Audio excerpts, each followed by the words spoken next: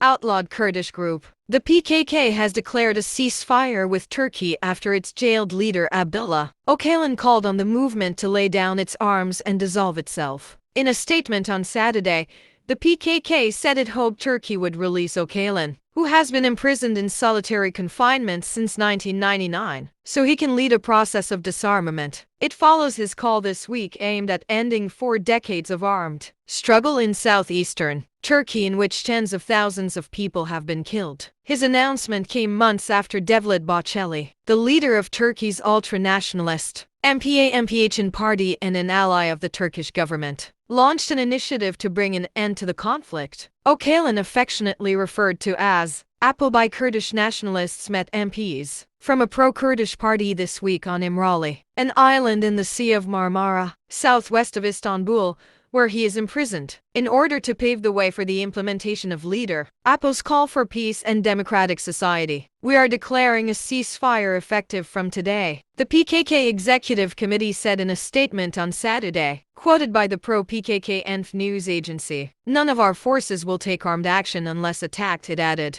Turkey's President Recep Tayyip Erdogan said later on Saturday that military operations would resume against the PKK if promises given by the group are not kept and the disarmament process stalled. The PKK, which stands for the Kurdistan Workers' Party, said Öcalan's prison conditions must be eased, adding he must be able to live and work in physical freedom and be able to establish unhindered relationships with anyone he wants, including his friends. The group has waged an insurgency since 1984, with the aim of carving out a homeland for Kurds, who account for about 20% of Turkey's 85 million people. It is banned as a terrorist group in Turkey, the EU, UK, and US.